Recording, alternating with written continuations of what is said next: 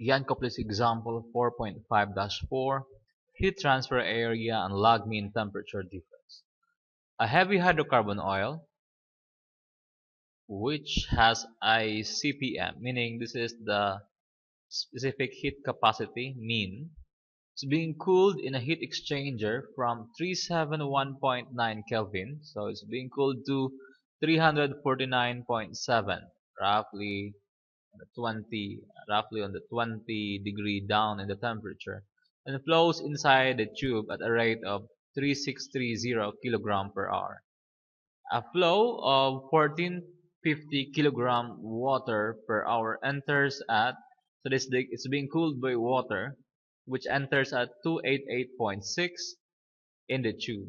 Letter A, we're being asked to calculate for what will be the water outlet temperature if we are given that the overall heat transfer coefficient based on the inner area of the tube and the streams are countercurrent, meaning countercurrent means that the water enters at the opposite end where the hydrocarbon oil enters.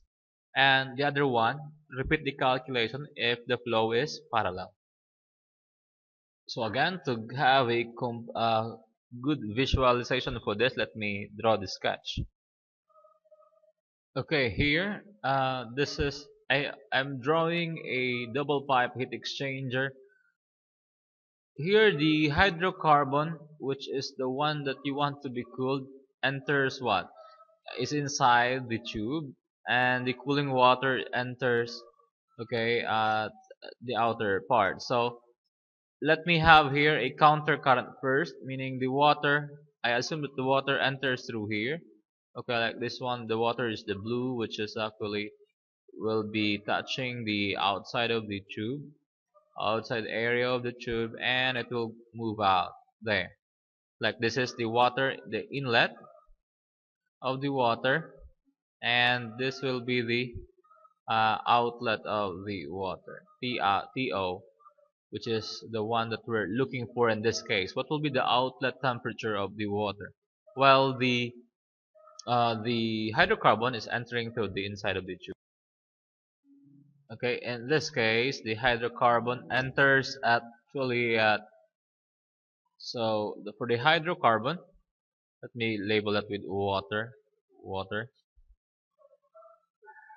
For hydrocarbon, it enters here at Ti. Okay, it leaves here at To. This counter current, right? Because hydrocarbon enters from left to right, water from right, then it exits at the entrance, near the entrance of the hydrocarbon. Ta, we label it with H, corresponds to hydrocarbon, TOH. So TiH, it enters quite a higher temp, 371.9 Kelvin. It exits here at 349.7 Kelvin. While the cooling water enters at 288.6 Kelvin, and the outlet temp we don't know yet. Okay, that's what we're looking for. But this is essentially a heat balance problem, and I don't think we have a problem with that. The idea here is that the heat that will be released by the hydrocarbon is the same heat that will be absorbed by the water, because we assume that there's no other way, that meaning this black one, this block the heat exchanger is insulated overall. So in that case, how much heat is lost by the hydrocarbon? Let's try to calculate that heat lost by the hydrocarbon. So simply calculating for the heat loss, it will just be Q is equal to m dot Cp delta T, where m dot is the flow rate. So what will be the flow rate of the hydrocarbon? It's actually flowing at 3630 kilogram per hour. And what will be the Cp?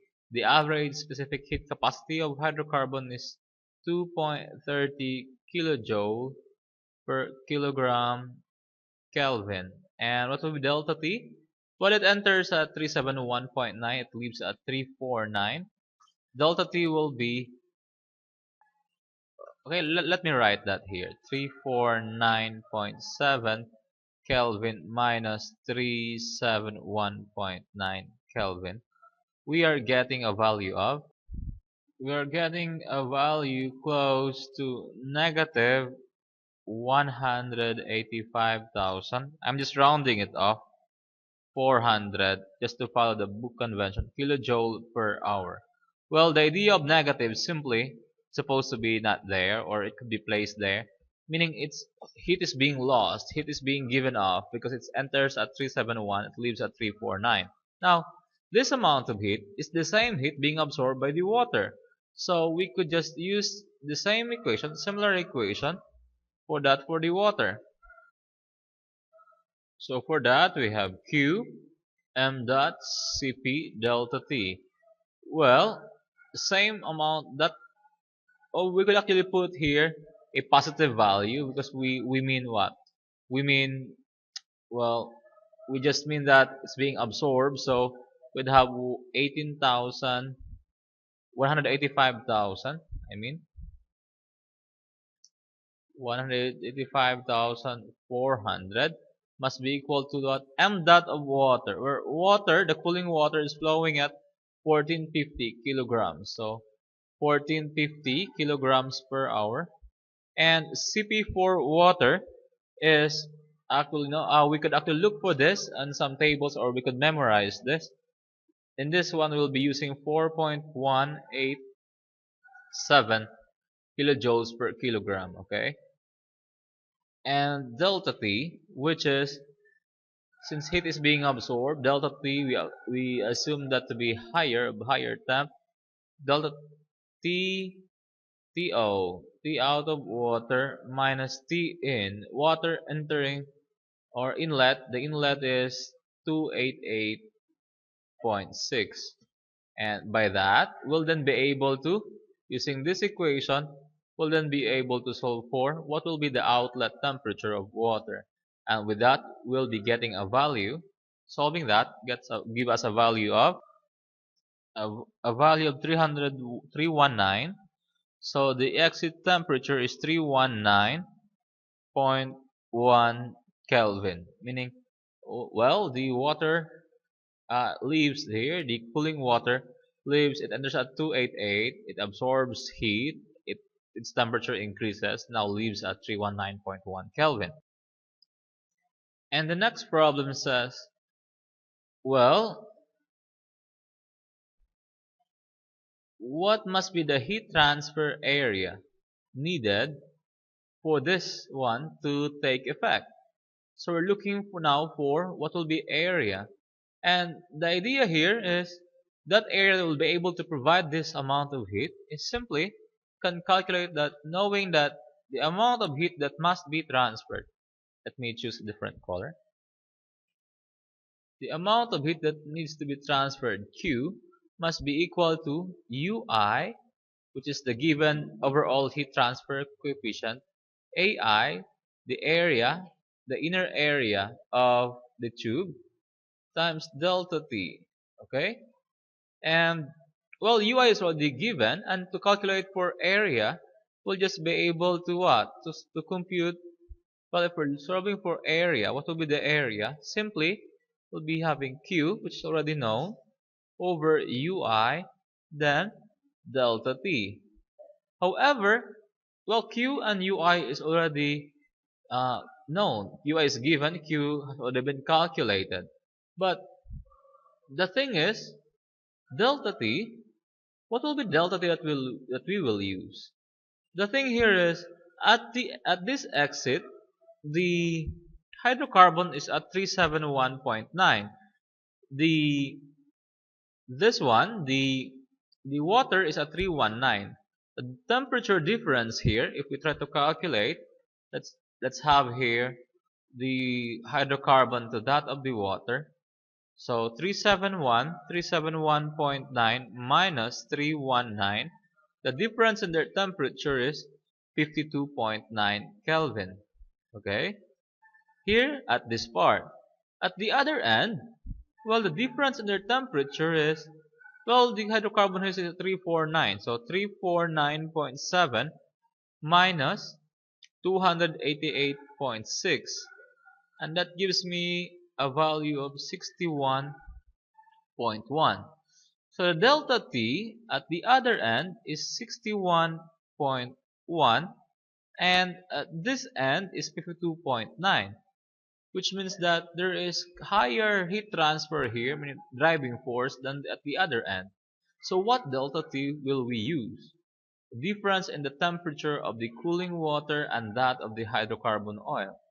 Well, to resolve that problem, we'll then be using, without derivation, meaning it has already been derived previously, but you could refer to the textbook. The delta T that will be used here will be the delta T log mean, okay, which is just equal to, if we label this as, well, we could label this as your, like, at the right hand side, right, and here at the left hand side, L, the delta T log mean will just be delta T L left minus delta T right, okay, over ln of delta T L over delta T right. Or it doesn't really matter which one is the, either you put the right first or the left first, anyway that will give you the same number. Okay? So in this case now, what will be delta T log mean? Let's compute that. So delta T log mean, delta T at the left is 52.9. The right hand side, the difference in temperature is 61.1. Okay, over ln of 6, delta T1 is 52.9 over 61.1. Okay, and that gives us a delta T log mean of 56.9. Okay, 56.9 Kelvin. So that's the delta T log mean, and with that one can then calculate for AI. Area will then be Q. Well, the Q here is the Q being transferred from the hydrocarbon to the oil. Actually, the two Qs must be the same. It must be 185,400. So that will be, we'll put that 185,400. Let's put the unit kilojoule per hour over UI. UI is given to be 340 watts per meter squared Kelvin. 340 watts. And what is watts? Wait, again. 340 watts. Watts is simply joule per second. Okay, meter squared Kelvin. And delta T is just, well, given to be 56.9. So 56.9 Kelvin. So the Kelvin and the Kelvin cancels. Well, the kilojoule here, it was supposed to be in joule, so multiply this by 1,000 to get rid of the kilo. So we'll have here times 10 to the, or I'll have the 1,000 here.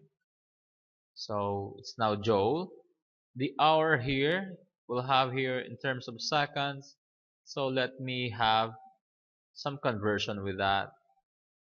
Well, multiply here with 1 hour is equal to 3,600 seconds, just to, cancel the hours, and I'll be left with joule cancel, the seconds and the second cancel, and I'll be left with the m squared in the numerator. Okay, that will supposed to give me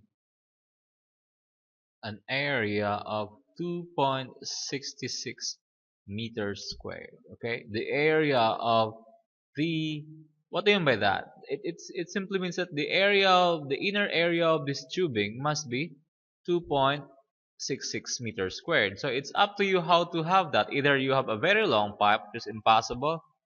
Normally you have multiple pipe. That's why now we are going no longer for a double pipe heat exchanger, but more or less you'll be having multiple pipe or shell and tube heat exchanger. In letter B, we're being asked to repeat the calculation, meaning what will be the values of the water outlet and what will be the heat transfer area if we are having the opposite way around. We have co-current or parallel flow. Water, the cooling water enters here and leaves here at the other side. Okay, meaning they go along. The hydrocarbon oil also enters on the left, it also leaves at the right. The same with the water. Now what will happen? What do you think will happen? Well, the thing is, the outlet temperature, if you are also have supposed to be this must be fixed. The outlet temperature of the water was supposed to be the same, right? Why? Because if you need to remove that amount of heat from the hydrocarbon, it must be passed on to the water. And therefore, the water will supposed to have still the same 319.1 Kelvin, but it will no longer be on that one, but it will look like this one. Okay, so the water still enters at 288.6. Of course, that's the source, the temperature of your cooling water. The only difference is that it enters here, not at the bottom, and it leaves here. So there's since your hydrocarbon supposed to steal from 371, there's no changes in your hydrocarbon. 371.9 Kelvin is the entrance temp. It's supposed still to live because you want to cool that down to 349. So it's same. By heat balance, there's no changes, okay? It must suppose still to be 319, 319.1 Kelvin. That's the exit um, temperature of your cooling water. Because this one, the hydrocarbon same, still the same, Q will still be 185,400 kilojoule per hour. Now, the only difference will be in calculating for the area. So since when we do the calculation for the area, so Q will be equal to UI, same, UI AI delta T, and the area therefore will just be Q over UI delta T. The normal problem here, the difference here will just be how do we calculate the delta T lag mean. Now note that delta T here at the left hand side will no longer be 52.9 because the difference between this and this will now be 371.9 minus 288.6 is now 83.3. So the delta T here at the left hand side, we have that, is 83.3. Supposed to be a while ago, it's only 52.9. Now at the right hand side, the hotter hydrocarbon is at 371.9, while the cooling water is at 319. So if you subtract the two, 319.1. If you subtract that, that will give you 52.8. Okay? That will give you 52.8. Wait, I think I made a mistake. The outlet temperature is not 371, right? This is the entrance. It's supposed to be 349. So this must supposed to be 349.7, okay?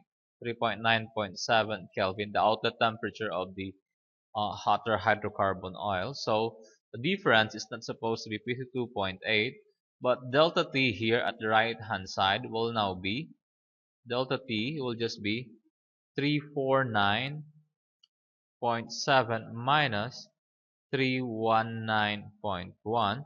That will be 30.6, okay? So delta T will be 30.6.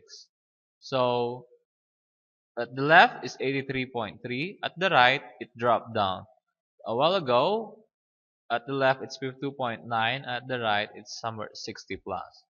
So now, what will happen? There will only be a certain changes with this. So delta T log mean now will just be, well, at the left, again, it's 83.3. So I'll have that.